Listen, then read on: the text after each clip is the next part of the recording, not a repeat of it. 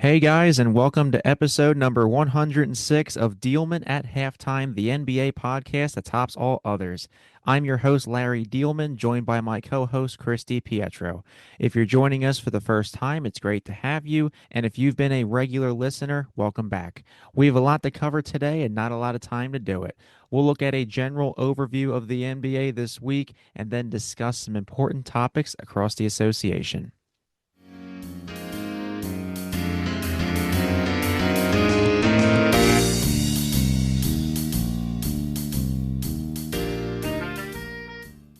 Let's get to our content for the week. And similar to last week, let's just jump right into the NBA Finals.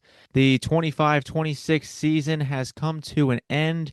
We have our champion. The New York Knicks have won the Larry O'Brien Trophy. They did it in 5 games, snapping their 53-year title drought, which has been since 1973. The Spurs held double-digit leads in every game this series. They started off hot. They just never could keep that momentum. Jalen Brunson for the Knicks was named Finals MVP. We talked about the first 2 games in the last episode, and now with these final 3 games, let's go over them too. Game 3, the Spurs snapped the Knicks' 13-game winning streak behind Victor Wembanyama's 32 points. That was a close one at the Garden, and it continued the trend of road teams winning the games in the series. That was until Game 4 happened, and we had our first home victory where the Knicks sneaked by in a 1-point victory.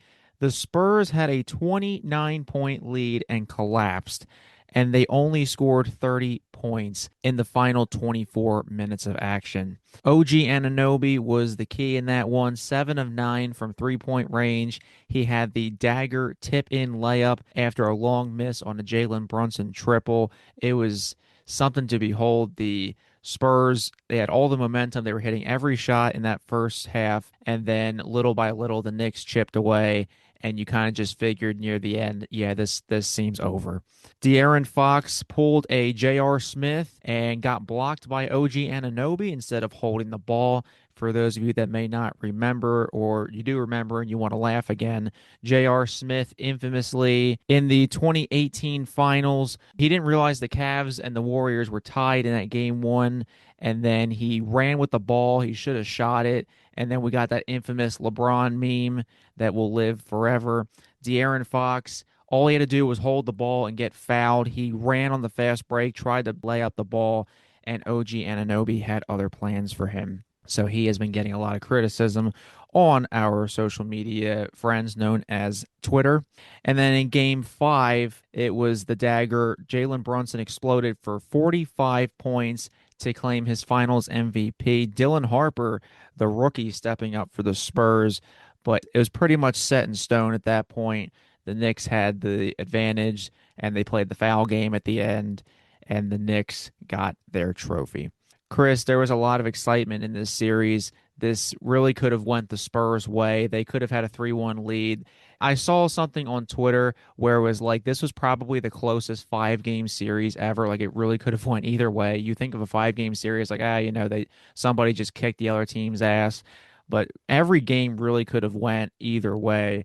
The Spurs, I think their inexperience showed up at times.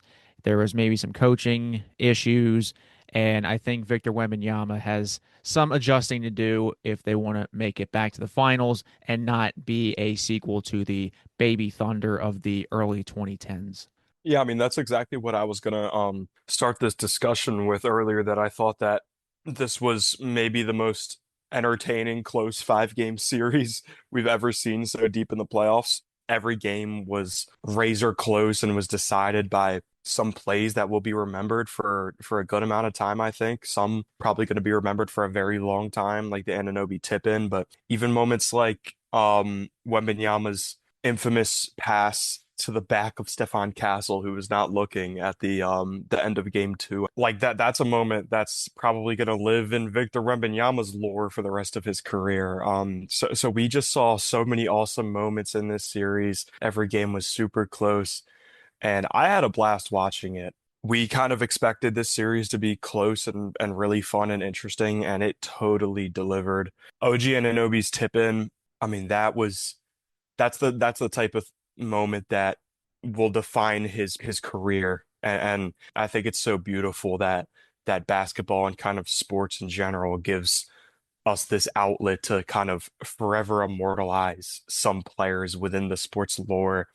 And that will be a play that will be looked on and remembered for a very long time. It was ridiculous. He flew on that play. Like that wasn't your ordinary tip in. I mean, as soon as Brunson even starts his motion, Anunoby is making a beeline for the basket, which a lot of players, most players would not do. They'd probably watch that shot go up, figure it's the last shot of the game. That's our last hope riding on this three-pointer. Before the shot even got up out of Brunson's hands, Anunoby was flying to the rim and he took off from like just inside the free throw line and he flew past everyone within the range of getting a rebound and he got a hand on it and it just miraculously fell in. Just an insane moment and the crowning moment maybe of the career of OG Anunoby. It'll probably go down as a player who has had such a fascinating development. He was on that 2019 Raptors team as kind of just like purely a developmental guy, didn't get to play in the playoffs, and he has just come such a far way from then, and he is now one of the premier defenders in the league, and he's really developed some real shot creation, which again, a lot of these kind of developmental wings, I guess the hope is that they can kind of create their own shot eventually and kind of lead an offense. Can OG Anunoby do that? Maybe not, but he's more of a connective guy, but he might be the strongest connective tissue player in the league with his defense and his shooting. He shot with ridiculous efficiency this playoffs and up until game five of the finals where he wasn't too efficient, but he was having a historic NBA finals from an efficiency standpoint. Again, we will mention it later. He was shooting 58% from the field, 56% from three, and 92% from the line through the first four games of the series, which is just unbelievable. So I could talk at length about OG Anunoby and his impact. He caught a lot of flack, and the Knicks caught a lot of flack when they gave him that extension. And now they have a championship trophy, and OG Anunoby is again forever immortalized within Knicks lore, within NBA lore. And that's kind of been a similar sentiment for a lot of these other Knicks players. It was said that they may have overpaid for Karl Anthony Towns. It was definitely said that they overpaid for Mikal Bridges, giving up 5 first-round picks for a player who isn't a premier scoring option on the team. But again, they went all in. They made all of these super ambitious moves, and this is the ultimate goal to win a championship. So on paper, in a vacuum, did they overpay for Mikal Bridges? Sure, but now they have a Larry O'Brien trophy, and then the Knicks just completely transformed after, going down against Atlanta in round one. And, looking back on it, hindsight's 2020. I mean, they should have been the favorites in this series. I mean, they were just having their way with everyone in the East. And it's the East, and they didn't have such a tough road here.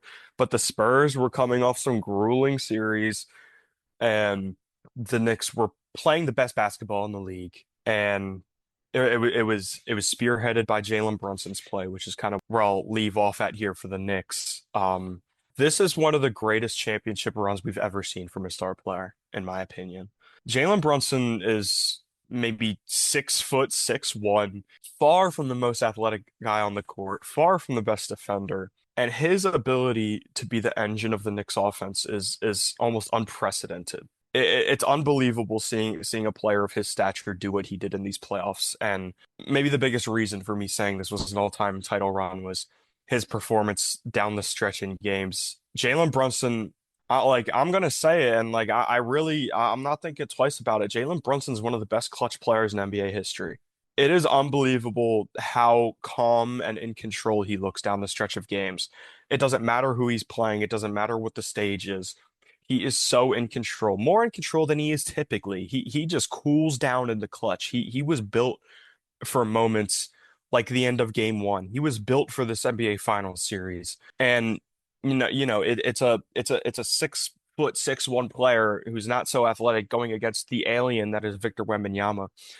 And I think this is an all-time kind of David versus Goliath-esque story I think this might be the closest it gets in terms of basketball, or maybe even in terms of a sport. His performance in this series and down the stretch of games and winning the Finals MVP. I think the Finals MVP race was pretty close up until Game 5. You definitely could have made a case for OG Anunoby. You maybe even could have made a case for Karl Anthony Towns having such a ridiculous plus minus throughout the playoffs and throughout the finals.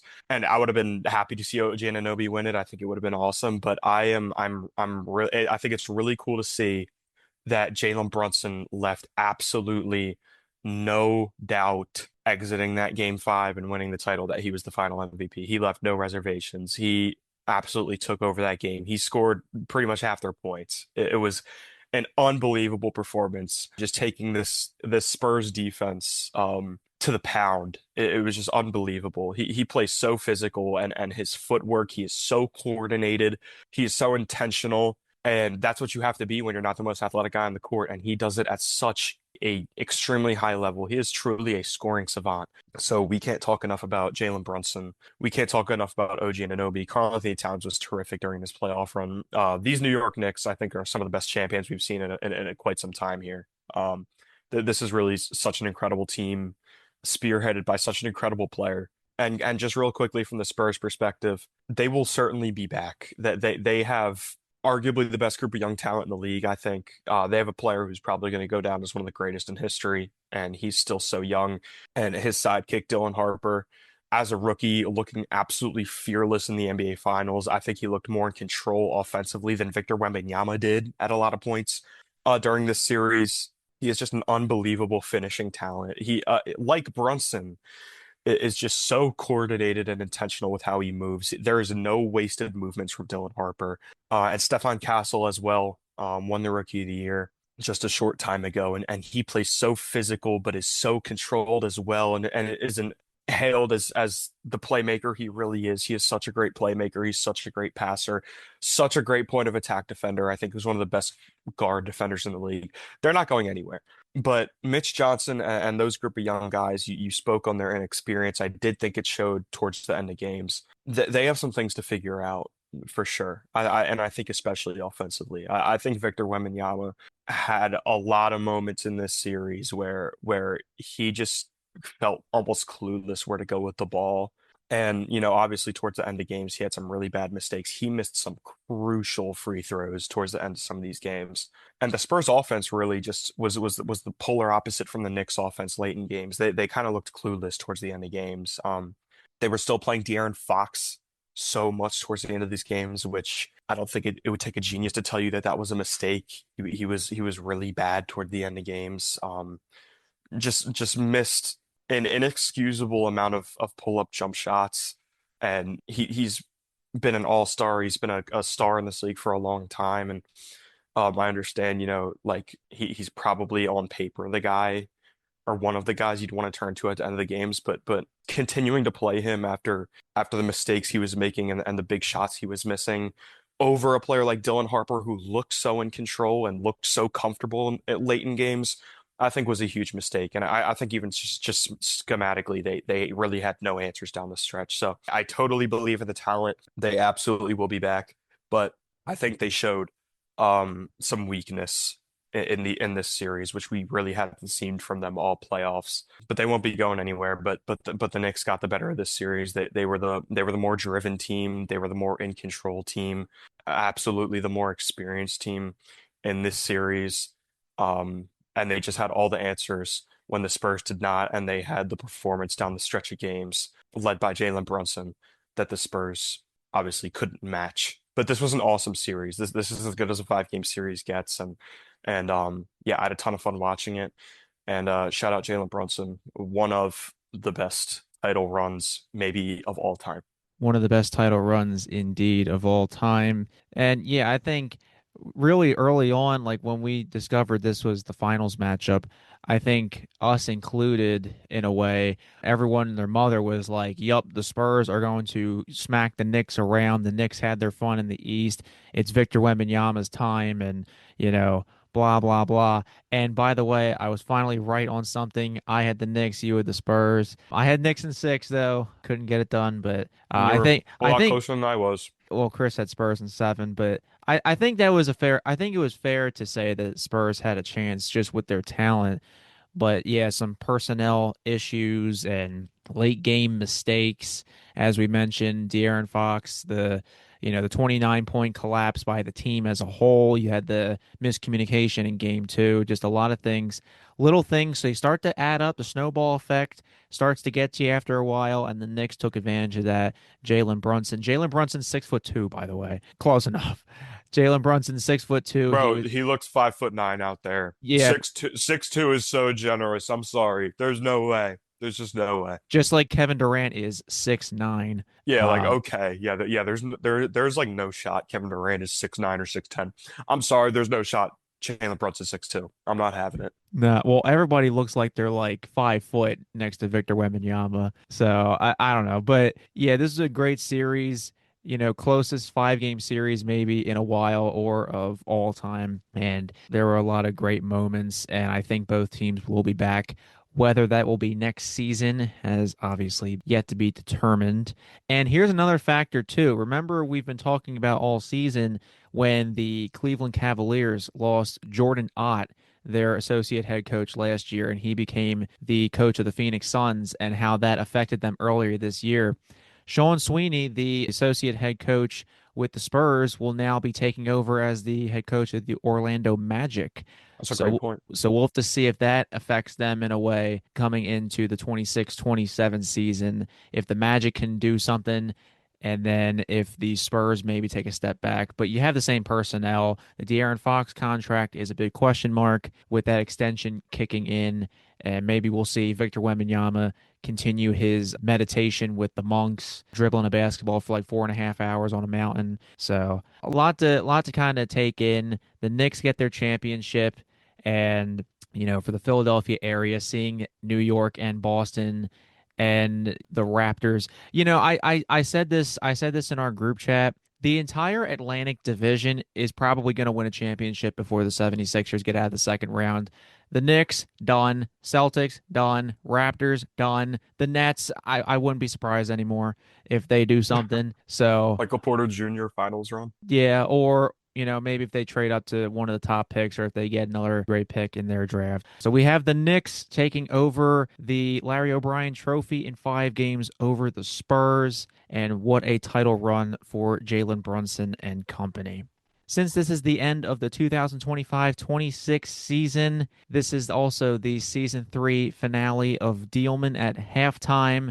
And for today's episode title, we wanted to give a quick nod to the New York area and Frank Sinatra. This episode is entitled Start Spreading the News. So, So, who's who's raising raising eyebrows eyebrows at at the the moment? moment?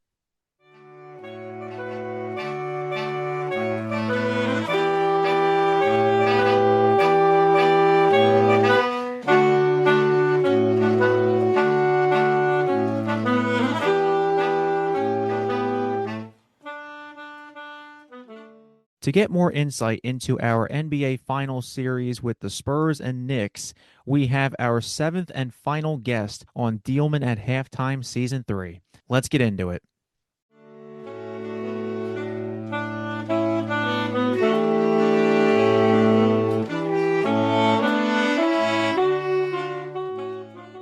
So, for our 7th and final guest of Season 3 on the Diehlman at Halftime podcast, we welcome back Aaron Hook. Aaron is a freelance play-by-play broadcaster and sideline reporter. He currently works for organizations such as the Delaware Bluecoats, the G League affiliate of the Philadelphia 76ers, University of Pennsylvania, LaSalle University, Villanova University, and the Philadelphia Hockey Club. Aaron is a 2024 graduate of Rowan University with a bachelor's in sports communication and media. Aaron, how are we doing today? Larry doing really well. Coming off the Knicks title last night. Grew up in northern New Jersey, about 20 miles from Midtown Manhattan, Madison Square Garden. So it's been awesome, and I appreciate you guys having me on to talk about it. It's been a wild ride. Aaron, we wanted to get your thoughts on this NBA Finals series, the 25-26 season wrapping up. The Knicks got their title in Game 5 in San Antonio. So my first question for you, this series honestly could have went the Spurs' way. going into game five, it could have been tied 2-2. It could have been 3-1 Spurs, but a couple costly mistakes really swung it in the Knicks' direction. We saw the monumental collapse in game four, the Wemby and Castle miscommunication in game two, where Stephon Castle had his back turned on that pass. How do you think the Knicks have been able to overcome multiple slow starts and get these crucial wins? Yeah, it's amazing that the Knicks end up winning the series in 5 games, right? Because the Spurs not only had a double-digit lead at one point in every one of the 5 games, but they also had a lead in the fourth quarter of every single one of these 5 games, and the Knicks end up winning it in five. So I think it's just a testament, Larry, to the difference between the two teams and kind of the paths that both teams are on at the current moment, at the current meeting in the finals. I honestly thought that the Spurs, after the 7 game rock fight with OKC that they end up coming out on top on, I thought the notion that they were too young, too inexperienced, I thought it was a little overblown, to be honest, because they were so talented. But you did see that inexperience pop up, obviously, at times, at crucial times in this series. And for the Knicks, they have just been through the ringer. This group specifically, the second year with Karl Anthony Towns, it's the second full season with OG Anunoby, and Jalen Brunson is now in his fourth season. The team has been to the postseason every year with Jalen Brunson, and they've come up short outside of obviously this year. And it's just been a lot of trial and error. It's been a lot of heartbreaking losses for this team. And, they asked Jalen Brunson last night, and they asked him kind of throughout the postseason, when the Knicks would have one of these comebacks, whether it was the 22-point comeback against Cleveland, whether it was, the comeback in game four of this series down by 29. They said, what's kind of one word you would use to encapsulate what it took? And he always has said belief. The team just believes in each other. And, you point to obviously the 3 guys who played in college together, and Hart, Bridges, and Brunson. But it's just a really tight knit group. And even the coach, Mike Brown, I think has really instilled a bond in these guys, that they've gotten so tight and so close with each other that in these pressure moments, in these clutch situations, they trust each other's experience, they trust each other's leadership, and they trust each other to go out and make the big play. And time again, they did that in the postseason. And at times, it just kind of felt like a team of destiny, to be honest. I think the tip in by OG in game four is the shining example, where Brunson took that shot from like 30 feet, and he said, I just was trying to get it on the rim to have a chance for someone else to go make a play. That's the belief he's talking about right there. And OG ends up making one of the great plays in New York sports history. And yeah, I think the Spurs just, at the end of the day, you can point to some things that Mitch Johnson, I think, did that were questionable. I think Dylan Harper should have played more in this series, to be honest with you.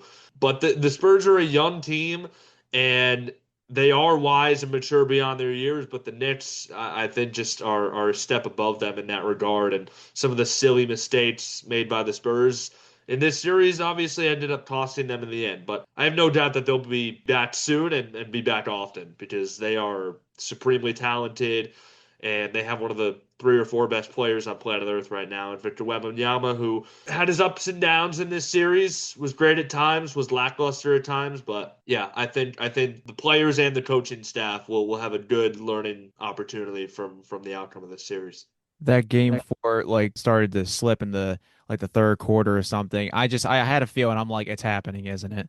It just, you get to that momentum, you just kind of figured that it was over for the Spurs, and then the tip in was just something else. Yeah, it was crazy. I mean, the Spurs, they had that big lead. They were up 27 at half, and they come out and they start hoisting 3 pointers, right, guys? And it's like, well, okay. I mean, if you're making them, then yeah, that's one way to preserve the lead. But I think some of the quick rushed looks that they were getting into kind of gave the Knicks some confidence, saying, okay, if we can string together 3 stops and a pair of scores here, just chip away, get it down to 20. It was 20 in the fourth quarter, and they still ended up winning the game. There's a great video of Jalen Brunson in the huddle during game four in the third quarter, and he said, let's just play basketball now. Let's play smart. Let's play fast, make good decisions, and let's just play. Like, I mean, they weren't thinking Okay, let's get it to 15. Okay, let's get it to 10. They were just out there playing one possession at a time, and I think that's the mantra that this Knicks team has followed all postseason. I mean, some of the numbers, guys, on this Knicks team are truly incredible. I mean, they end up with the best point differential in the history of the NBA playoffs. It's pretty nuts the ride they went on during the postseason, and I certainly didn't see it coming during the regular season. This was a team that, yes, they won 53 games, but they had their ups and downs. Certainly, they had that 2-9 stretch in January where you were like, "Is this really a championship group? Is Mike Brown really a championship coach?" And then they were down 2-1 in the first round to Atlanta, and you were thinking, "Are they going to get bounced here? And what does this mean for this team? Are they going to blow it up? Is Mike Brown going to be the coach next year?" And look where we are today on June 14th. It's amazing. You got to trust the process. As I know I've got a couple Sixers fans in here, so. Yeah, we know a thing or two about the process, but we don't know anything about realizing the process like this New York Knicks team has. It's unbelievable how much they've changed in the last 6 months. Just how they, I mean, after going down 2-1 to Atlanta, seemingly just completely realized their potential. I mean, with like a snap of a finger, it was unbelievable. And you can call it recency, but I think this is a historic finals championship run from the Knicks. I mean, 16-3 and two of those losses coming in the first three games of the postseason. It's pretty unbelievable. And the Spurs definitely will be back. Obviously they probably have the best player in the sport right now, arguably. And Dylan Harper, who is just 20 years old and might be one of the top five players you take under 25 right now in the league right Yeah. now. I mean, he is unreal. But so yeah, they'll be back, and they definitely have some things to learn. But unfortunately, no amount of learning will shrink that De'Aaron Fox contract. So that will be something that they will have to deal with for years to come as well. But I do want to transition here. You mentioned that this team almost felt like a team of destiny, and maybe the moment of destiny at the end of the game four after surmounting an all-time comeback, maybe one of the greatest ever, if not the greatest ever. The tip in by OG Anunoby. I just want to hear your raw reaction to that, what that feeling was like after such an unsurmountable comeback, and I also would love to hear you speak greater as to what OG Anunoby meant to this team and kind of I guess where he ranked in the most important players to this playoff run because I mean it's got to be really really high. He was unbelievable. Yeah. So, I mean, the tip in is one of the, I think it's the greatest sports play I've ever seen, just coming from my perspective. Listen, I'm not a You know, Knicks fan, but I mean like that has to be up there. I mean, I I mean, mean, how, my like, immediate reaction was like that is an all-time finals moment, yeah, no I doubt. mean, you're gonna see that play, when you watch the NBA Finals next year, when you watch it the year after that, when you watch it in 2030, when you watch it in 2040, when they roll that opening montage, that play's gonna be there. I mean, it really is truly an incredible play. I actually had some people ask me like ahead of Game 5 yesterday. They were like, "Well, they're up 3-1. Would you rather them win it in Game 5 in San Antonio, or would you rather them come back to New York and win it in front of the Garden crowd?" And I looked at them and I said, "Yeah, you're nuts. I want them to win it in Game 5. Like, come on here. It's been 53 freaking years. Like, let's just get the thing over with." But I think that moment for Knicks fans was kind of like the realization of, okay, this team is really the team that's going to finally do it after a lot of years of number one, thinking you had the team that was going to do it and they fell short, and number two, having a team that you felt had no chance. It was finally kind of a signal of, okay, I think the basketball gods are on our side this time. And I mean, a play like that is certainly incredible. And I think it's such a good follow up because, OG, when he was traded to the Knicks, I think it was a pretty positive reception universally. I think RJ Barrett was well liked in New York. He was the number 3 pick in that draft that you thought you were getting Zion. He was kind of the consolation prize, but he turned out to be a pretty solid player. Always played hard. Like I think Knicks fans really liked him, and Emmanuel quickly was another fan favorite. But I think everyone kind of realized that okay, the way that OG can change the Knicks defensively. And if he can improve a little bit offensively, if he can become a little bit better of a 3-point shooter, if he can become a little bit better of a ball handler, if he can become a little bit better of a driver and a facilitator, from the wing, Like you're probably talking about one of the better 3-and-D players in the league here, and that's exactly what happened. He was just absolutely terrific throughout this playoff run.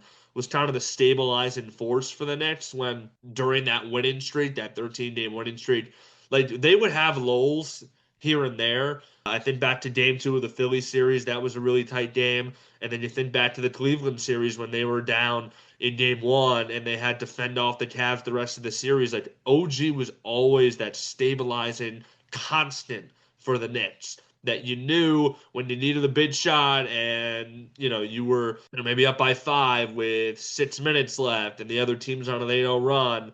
OG's going to come through either on the defensive end of the floor with a big stop, a T stop on the team's best opposing player, or he's going to hit a big shot for you. Like he was just so good throughout the playoffs. And I think in terms of importance, I mean, I think he's got to be probably number 2. I just think Jalen Brunson is just the engine of everything. So I have to have him at number 1. But like, yeah, OG, you can make a case. I mean, there was a case, guys, before last night that he was going to be the Finals MVP, right? I mean, he was. I think Brunson was the betting favorite going into last night, but OG had a terrific case. Brunson obviously has the 45-point masterpiece, and that kind of secured it for him. But like the way that OG had played throughout the playoffs, yeah, I mean that trade in every aspect was just the perfect get for the Knicks. I mean, he's just a perfect puzzle piece to a championship roster. One of the best on-ball defenders in the league, and from the corners, he's just a sniper, and he improved his offensive game dramatically in terms of putting the ball on the floor and getting to the rim and getting downhill and that little step back mid range he loves. Like he became a legitimate 20-point per game plus scorer in the postseason on hyper efficiency numbers. So yeah, it was great to see him kind of reach his full potential. And I implore everyone to kind of look deeper into his life story as well. He lost his father when he was very young. His mother died of cancer as well when he was a teenager. He's gone through a lot in his career. Obviously, back in 2019 with Toronto, he didn't play during that championship run, and that kind of ate at him a little bit. He's had to overcome a lot, and he's become a max contract player. And I think Knicks fans loved him before the playoff run and thought he would be a key piece, but now when you look back, I mean, this guy's got a chance to probably have his jersey retired, put in the rafters of MSG after the number one, the run he had as a whole, and then obviously the great moment in Game 4 that will be cemented forever. I think he's one of the greatest role players of all time, if you can even call him that anymore. Yeah. I mean, like, if you're gonna make a team of the best like non-all-stars as well in NBA history, I mean, like OG Anunoby has to be there. It was he had such an unbelievable run through Game 4 of the finals. He was shooting, I believe, 58, 56, and 92 field goal percentage, 3-point percentage, free throw percentage, which is just like unfathomably good. Like he was automatic, and he's developed so much as a creator, and he's a stalwart defender. He's the centerpiece of that Knicks defense. It's been so awesome to watch him blossom, from really just one of those like toolsy guys who like could very well be out of the league in some amount of years, to being forever immortalized in not only just in NBA lore, but the lore of one of the biggest markets, maybe the most passionate fan base in the league. So it was so awesome to see him have that moment, I think. And he's probably one of my favorite Knicks. I love him, and it was just it was just unbelievable watching him in the finals in this playoff run. He was just as crucial for them as maybe anyone on the team, maybe minus Brunson. He really had his moments the entire series, this whole playoffs. When you're shooting near 60% from 3, I mean, there's nothing you can do about that. Every shot was just going in. I'm like, damn, when is this guy going to miss?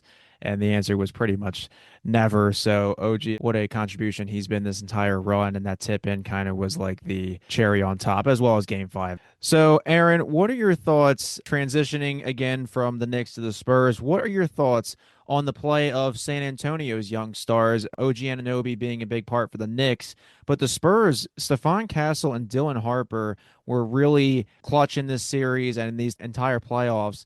They've been playing fearless on the NBA's biggest stage, barely out of college. Dylan Harper, This man was on a mission, and he just got out of Rutgers last year. And, there were times where he was like getting shots maybe that Wemby should have had.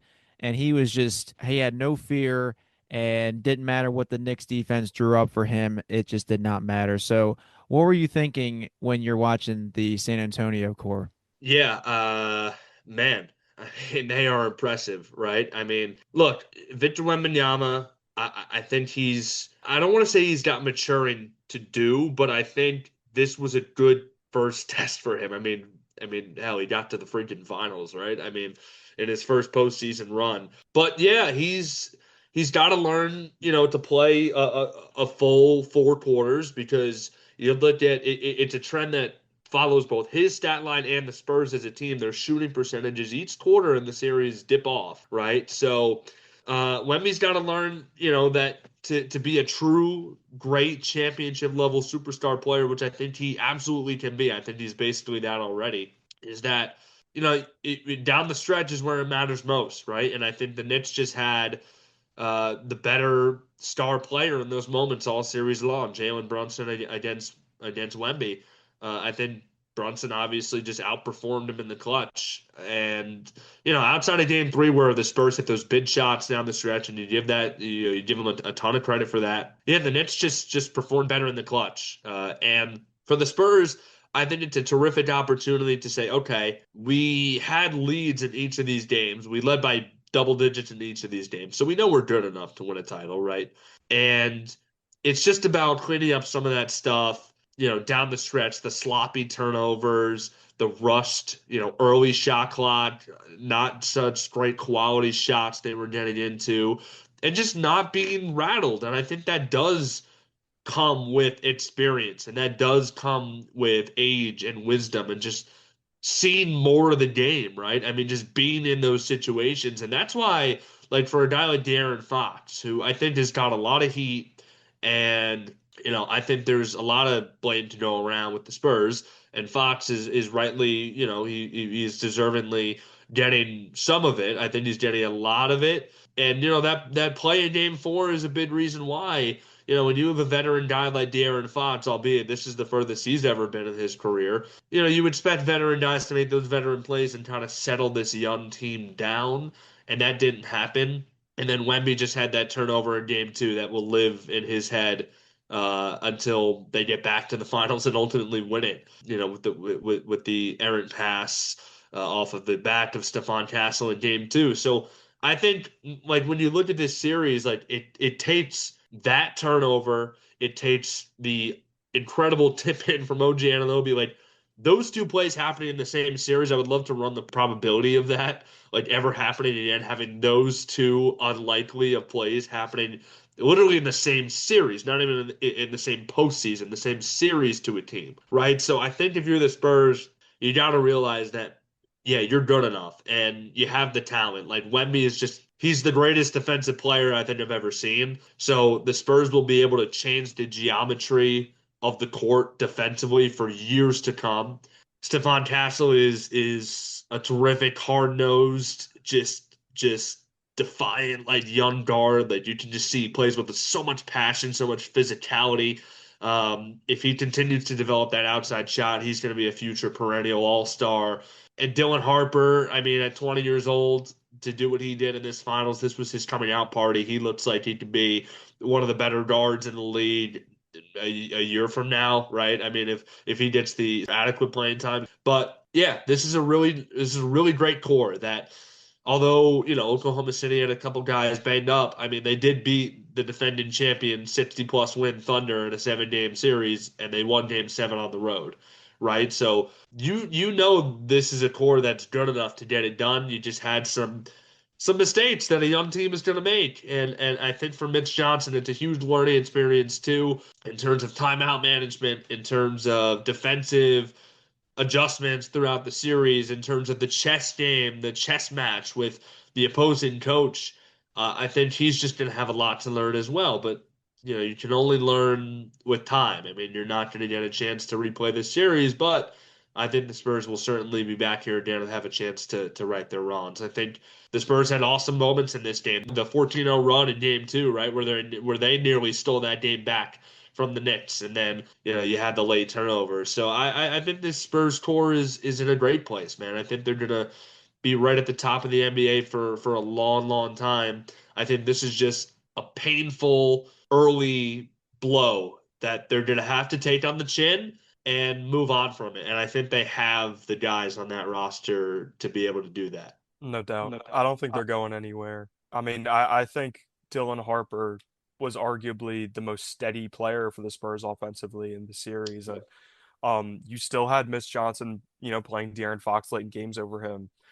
You still had Wembanyama getting, the bulk of the shots down the stretch, which honestly, I'm not sure if I agree with. Wembanyama will likely go down as one of the best players to play basketball. And I have the utmost confidence in him, but he has a lot to learn offensively. I did not feel like he was in control offensively, like for much of that series at all. And he said it himself in the post-game press conference. He has to, we always speak. He has to be more assertive, and he has to be more confident and have control over games. But that's easier said than done. And he borderline looked uncomfortable offensively for a lot of this series. Whereas Dylan Harper, like Larry said, just I think the perfect way to put it is just fearless. He was just absolutely fearless.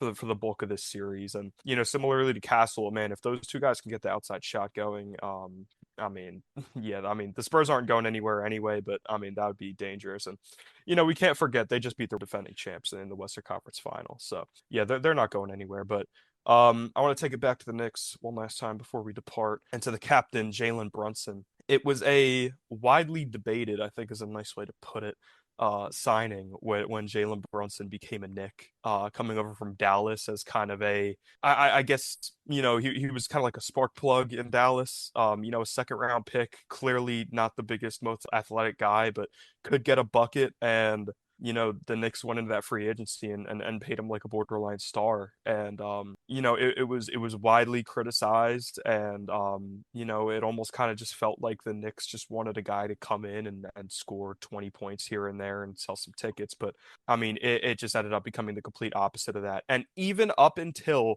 the moment the game ended last night, it still felt like there were people doubting Jalen Brunson as a number one option, doubting Jalen Brunson as a player who could be the leader on a championship team. I mean, it took all of these clutch performances. It took this ridiculous playoff run. It took until that clock ran out last night for people to see, okay, Jalen Brunson is a 1A in this league. And it's just crazy that we're now officially at that point, just years later from, again, a signing that was widely criticized by most fans and that absolutely nobody expected to play out in this manner. So I want you, being closer to the Knicks than we are and most people to kind of recount this tale that is the Jalen Brunson experiment for the Knicks and how it's obviously paid its dividends and the long, long way it's come from a couple of years ago. Yeah, I mean, I remember seeing the news that they were signing Jalen Brunson, which I knew. I mean, I saw it coming for a while because kind of being in Knicks circles and just larger NBA circles. Honestly, it was there was that whole tampering thing that was being investigated, and I think at the time people just saw the player. And Jalen Brunson was coming off a really good playoff run with Dallas when Luka was injured.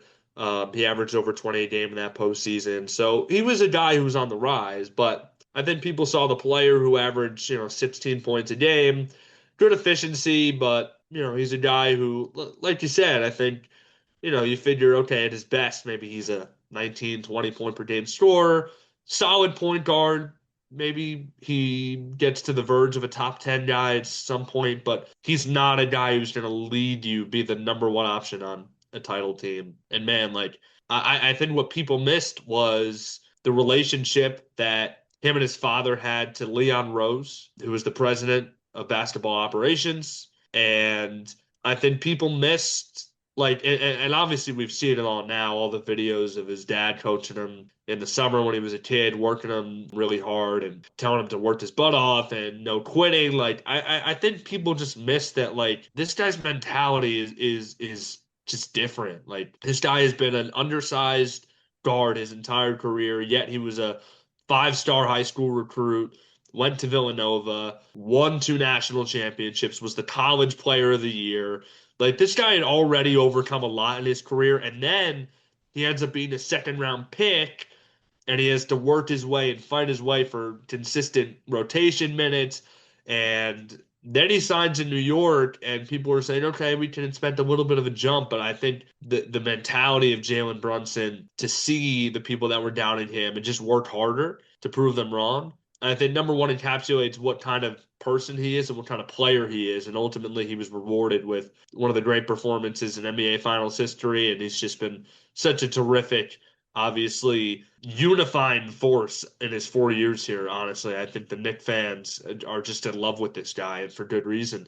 But it also kind of, like, his mentality, I think, encapsulates a little bit of the last 2 decades of Knicks basketball and New York City as a whole, to be honest. Like, I think New Yorkers like to think of themselves as kind of doubted or thought of as less, or thought of as not good enough, but they're just hard workers who want to put their head down and just see the results on the other side. And I think Jalen Brunson perfectly encapsulated that in his style of play, and his work ethic and his relationship with the fans. Like, I think it just honestly ended up becoming the perfect signing. And to be honest with you, I mean, I didn't see it as that at the time. I wasn't as down on it as everyone else. I'll say that. I wasn't like, oh, this is the guy. Like, I thought he would be a good player. I did, but I did not see this, right? And I don't really think anybody did. But if you looked at the resume and you looked at the word depth and you looked at the guy on and off the court, like, I mean,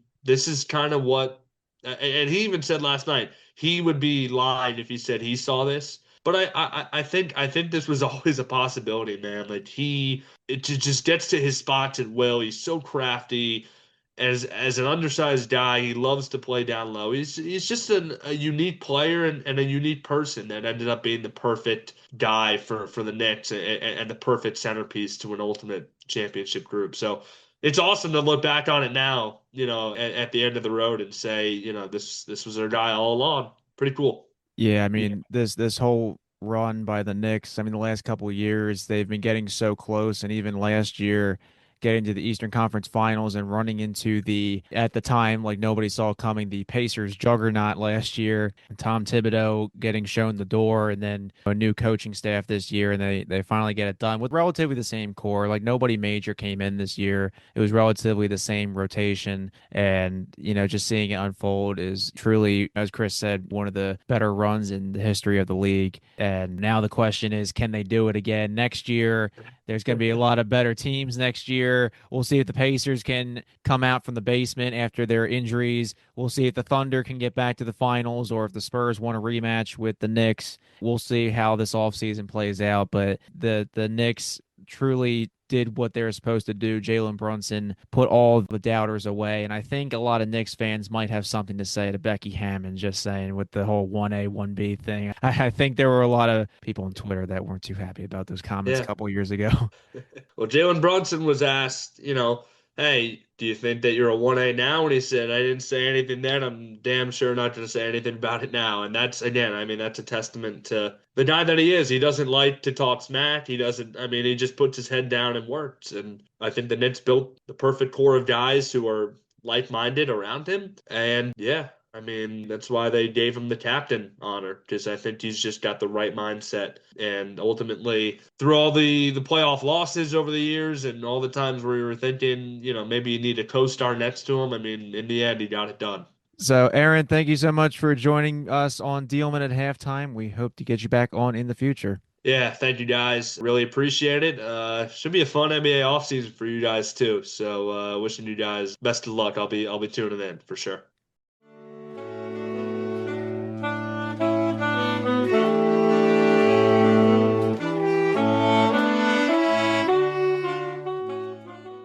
All right, so last week we did our game of the week predictions review. Chris and I kind of did all of our tallying and see who got what right, how good or bad we did. And now it is our playoff brackets turn. This is our playoff bracket review, and I don't think either one of us necessarily did good, but let's see what we had right and see what we had wrong. My bracket went up in flames pretty quickly. Starting in the play-in tournament, I'll just go briefly through each round and then Chris will do his as well.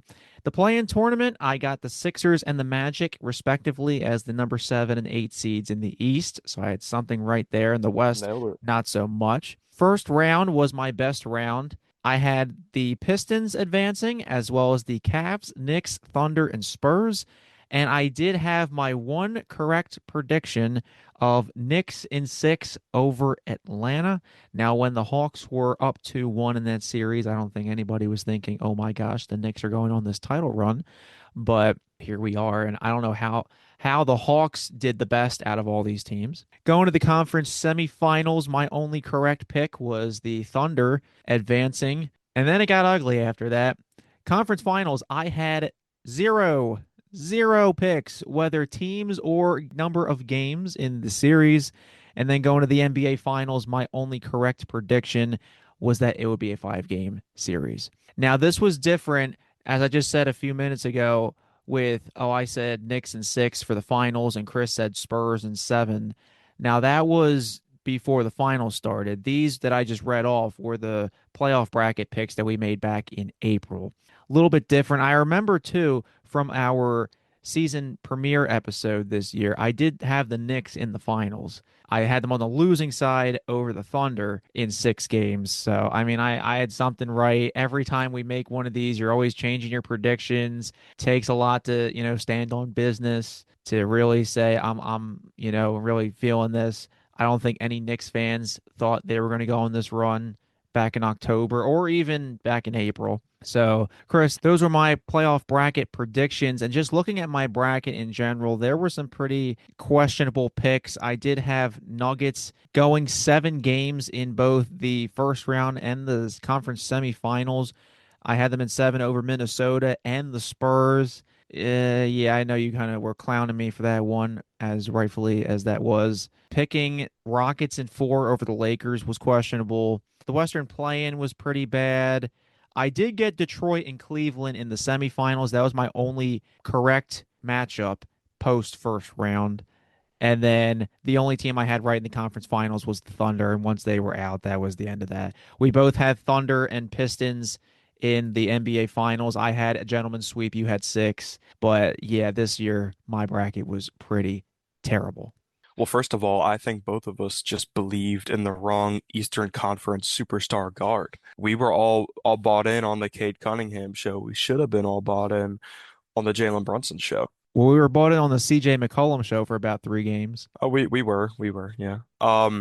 That was we both shared that one, right? We both got Knicks and 6 in that series, but I don't want to get too far ahead of myself. Let's start with the play-in. I did have the Sixers beating the Magic to become the 7th seed, but then I had the Charlotte Hornets beating the Orlando Magic to become the 8th seed. That did not happen. They got absolutely throttled by the Orlando Magic, which I don't think anybody was expecting. More coming on things we didn't expect the Magic doing in a moment. And in the West, I did have Portland beating Phoenix, but then I believe I had the Clippers beating the Suns, and that also did not happen. So, I got a play-in team right per conference here. In the first round, I nailed the Thunder Suns sweep. I had Rockets in 5 over the Lakers, so I was closer than you, but neither of us were particularly close whatsoever as the Lakers pull it off in 6. I had Denver over Minnesota in 6 games, I believe, and got the correct amount of games, but not the right winner as the Timberwolves take down the Nuggets, who severely flopped in these playoffs and have me highly concerned for their future. And then I had a San Antonio sweep over the Portland Trail Blazers. But shout out Tiago Splitter and those guys over in Portland. They put up a game on the Spurs. Shout out to them. And also just shout out Tiago Splitter, new head coach of the Chicago Bulls. Shout out, shout out, shout out. Good for the boy.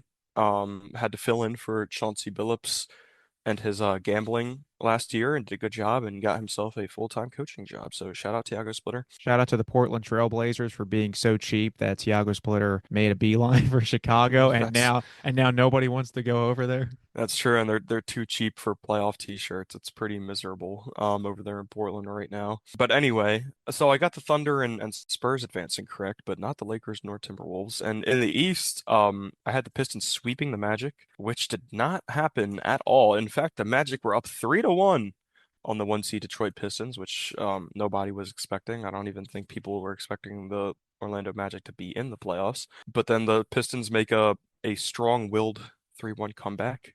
I believe the 13th in NBA history, followed by the 14th 3-1 comeback in NBA playoff history. The Philadelphia 76ers, Larry, our Philadelphia 76ers had an all-time playoff moment, making a 3-1 comeback against the Boston Celtics, our kryptonite. They did.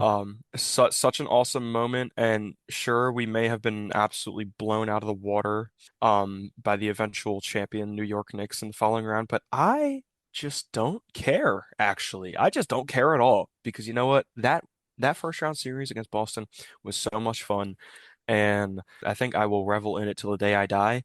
But in terms of this episode, I did have Boston in five, and I was very wrong about that.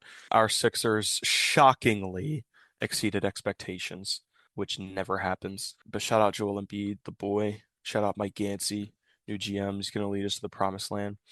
But anyway, got that wrong. We both, again, like I said, nailed Knicks in six over the Hawks. Although I don't think either of us were quite expecting the Knicks to proceed to go 12-1 in their following series.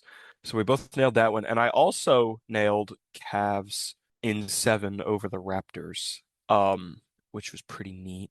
So I had the Pistons, Cavs, Knicks advancing correct in the East. I was wrong about the Sixers, and then I was wrong about the Lakers advancing, and I was wrong about the Timberwolves advancing in the West. We'll bounce back to the West here. The Thunder sweep the Lakers. I had them sweeping the Rockets, so right amount of games, wrong team. I'd say it's not a too bad of a prediction there. And then I had Spurs over the Nuggets in seven. Nuggets clearly were not here in this conference semifinal round. The Timberwolves were, and they put up a pretty good fight against these Spurs. Took them to six. Spurs and Thunder in the conference final, nailed that. And then in the East, I had the Pistons beating the Cavs in 6 games. The Cavs ended up beating the Pistons in seven, so got that wrong. And then I had the Knicks over the Celtics in seven. I had the Knicks advancing. So I got 3 of these 4 final teams correct. And if the Pistons had won that game seven in that conference semifinal round, I would have had all 4 correct. So it was just a game off, perfect conference final predictions. But then I had the Thunder beating the Spurs in 7 games in the conference final, which did not happen. The Spurs eke out an 8-point win in game seven. I believe Shai Gilgeous-Alexander would kind of have his shining moment, taking down the alien and the new kid on the block, Victor Wembanyama. I thought it would be kind of a career-defining moment for Shai Gilgeous-Alexander. I said that prior to even knowing this was the matchup. I said this prior to the playoffs even starting. I was predicting this was going to happen. And Shai Gilgeous-Alexander did have a pretty legendary game seven. I'd say that was one of the best games of his career.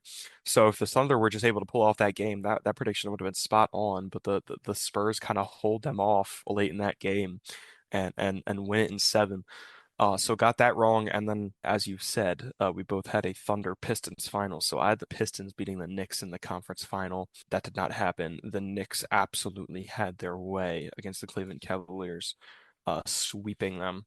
And we get an awesome Spurs Knicks final, which we discussed, and I had neither of these teams in the final. Larry, Actually, Chris, now that I think about it, then the Spurs they won this finals analytically, right? the Spurs did analytically win the finals, technically. If you look at the advanced metrics and the VORP percentages and all of the advanced data, I mean they whooped the Knicks in this series.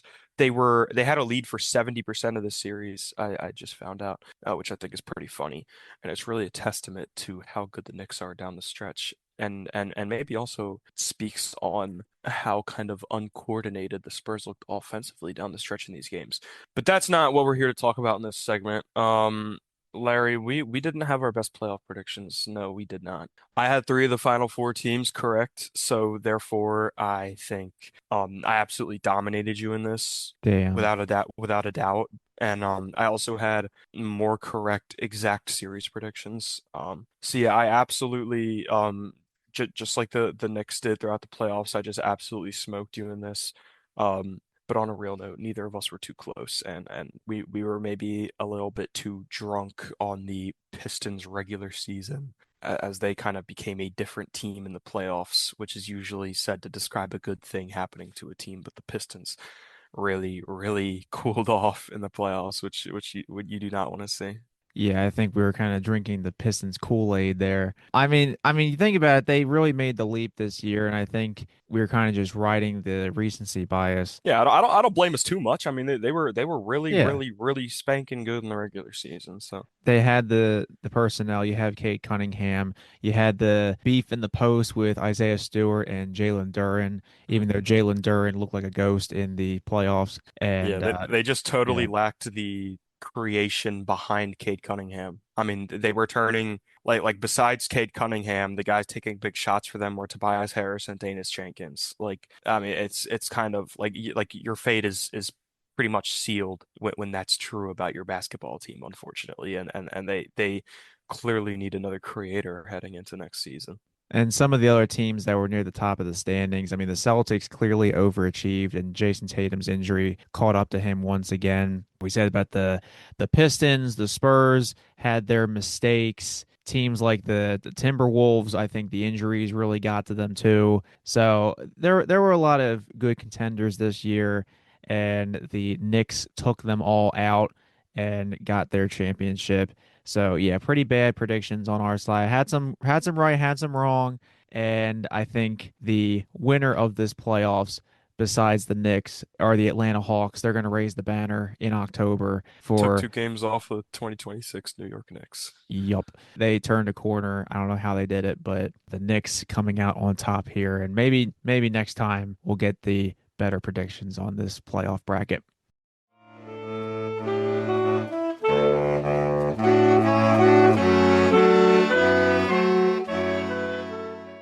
And to conclude our episode for today, with this being the season three finale, we will end with the section that we've always called Note from the Author. The 2025-26 NBA season has come and gone, as has another season of Diehlman at halftime. We'd like to thank our 7 guests this year, some new faces and some old acquaintances. Clemente Almanza, Eric Vincent, Chi-Town Low, Josh Reynolds, Jeff Rasmussen, Sean Bernard, and Aaron Hook. It was great to get their insights on a variety of topics. And of course, a big thank you to our audience, whether you just found this podcast today or are a loyal listener. Without you guys, we'd be a couple of dudes talking ball to dead air. We reached an incredible accomplishment in season three by hitting the podcast's 100th episode. I cannot believe it's been that long already, but here we are. There's no doubt in my mind that this season of Diehlman at halftime was the best one so far. Not only because of the major changes we made to the format, but because of the addition of Chris as my co host. He was the driving force behind the changes, like rebranding the podcast and having us retire the highlight, lowlight, and random stats sections from seasons 1 and 2 in favor of open discussions. And I gave him free reign over the podcast's social media pages. Having someone to discuss points with, as opposed to talking to myself in seasons 1 and 2, was a breath of fresh air. I can't thank him enough for his contributions, which is why it pains me to say this next part. Unfortunately, Chris will be leaving us as co host, and I will let him explain why. Yeah, it hurts to hear. I want to start by just saying I am so honored to have done this with you. And, Larry, even if we were just getting together once weekly to talk basketball over dead air, I mean, that would mean a lot to me, and that would be so much fun. And I always enjoy hopping on this regardless of the kind of almost business-like aspect of it. I've loved getting on here and just talking to you, and I love the opportunity it's given us to to meet up and be creative and work on something and fulfill our passions in basketball. We're both passionate about it and we're both creating something out of it. And I think that's a beautiful thing, even if we are just talking on dead air, it doesn't matter to me. But I will be stepping away as co-host. I am approaching my senior year of college and I have a lot going on. It was already pretty tough to balance the show with um my previous semester, but I'm taking on a pretty significant role on my e-board of my honors organization, and I'm starting to get into some really kind of advanced accounting classes, and I'm taking 5 classes. I also work part-time on top of this. These are this is a really pivotal time in my life coming up, and I took a really hard look at how my last semester went and my time allocation. And while I was happy and I loved coming on here, knowing how much more responsibility I'm going to have moving forward in my career as a student and preparing for my career as an accountant, I need all the time I can get. And I hate to do this.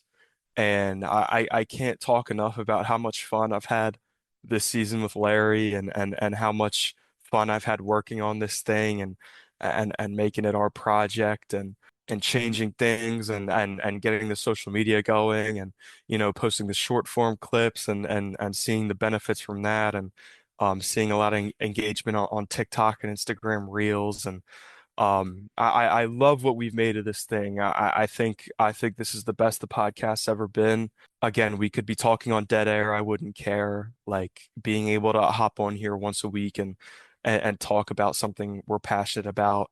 With my cousin, it's such a privilege and I had such a tremendous time doing it and working on it and putting in the hours and I will never forget this experience and who knows, maybe I'll be back in the sports space someday and maybe be working with Larry. I would love to. I had so much fun. But yeah, unfortunately, I am entering a really critical point in my life right now where I really need to go all in and put my foot on the gas on my career. And that unfortunately has to come at the expense of some of the more creative things I'm working on. But I can't tell you enough how happy I was to do this and how honored I was to take the role.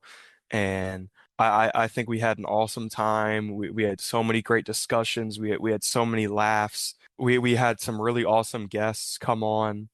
Um, and we just had such a fun time, or I know I had such a fun time talking about something I'm passionate about with my cousin who shares that same passion, and I can't thank you enough. And I had a tremendous time with this. I had so much fun. I'll never forget it. It has been a great time as well. So Chris will be opting out of his player option and entering free agency on this one. Unfortunately, so yeah. Yeah, he has to step away from that player option. But yeah, it has been an absolute pleasure to work with him. And I knew after season two, I'm not gonna lie, earlier on, I was thinking as the season went on, I'm like, I can't do this alone anymore. Like I would really prefer to have somebody with me. And then Chris was so excited to hop on and to have him take over the social media platforms with the TikToks, which my skill set's more in written work and yeah, short form is not really my forte. Let's just put it that way. And Chris took that. We had a couple TikTok videos, like two in a row, that hit over 11,000 views each. So they really took off on there and just having someone to talk to in an open discussion format and just all the points we had. A lot of these things he did himself too. Like getting Jeff Rasmussen, he got that all these fun sections. We did all these drafts, the ring draft, the 70-point ethical draft, the Twitter burner account draft. Those were all his ideas, which I never would have done in the seasons where I was by myself. Mine was more just, all right, we're going to go highlight, low light, randoms that game of the week every single week, where he's just doing this more as a, let's just go down the draft board in a serpentine style or whatever. So it has really been a honor, and I thank him for his contributions. And it's always good to talk ball, whether to dead air or to people on the internet or the Absolutely. interwebs. Well, despite this breaking development, Chris is always welcome back on the podcast as a guest as frequently as he's able or wants to, and he's always welcome back as a co-host in the future should his schedule allow it. So you may be wondering, how will the podcast look next season with Chris's departure? I'm not exactly sure myself, but I'll update you guys either in late summer or early fall as we finalize our plans. I'm actually surprised there is no start date for the 26-27 season yet, which is weird because the first two seasons, I knew it when I did the last episode, but yeah. Get ready for Diehlman at Halftime Season 4, which will start sometime in mid-October. We'll kick off with our power rankings predictions and embark on a new journey. Until then, have a great summer, everyone. See you in the fall.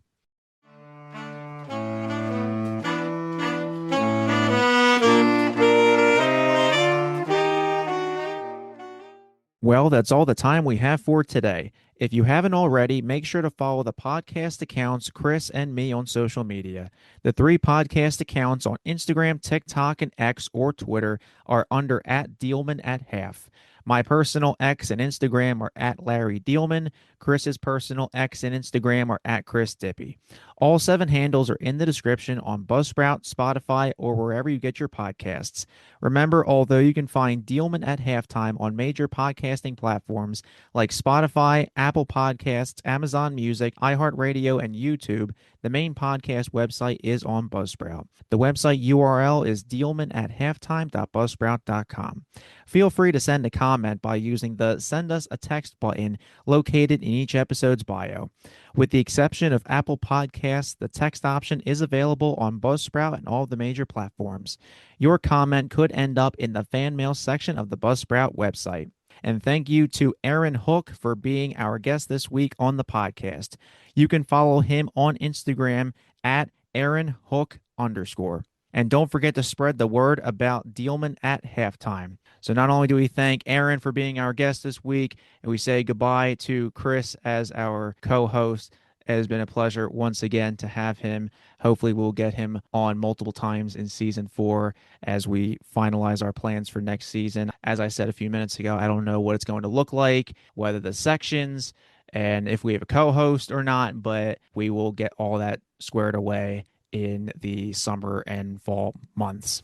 I just want to thank all of our listeners and most importantly, Larry, for this opportunity once again. It didn't matter to me whether we were doing this on a Zoom meeting for the podcast or just sharing a phone call or getting together in person to do this. I had so much fun just being passionate about basketball with you and we made an awesome we took this podcast to awesome heights, I think. And I would love to be back on at some point later next season and in the future.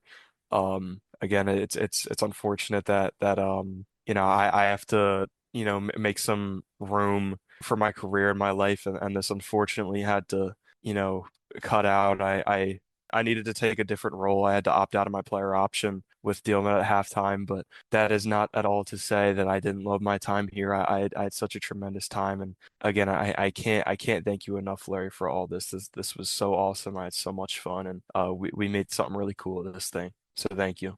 And we will definitely see you next season in some capacity. For And, sure. and to our fans, see you next season, fellow Hoops fans. Have a great summer. See you in October.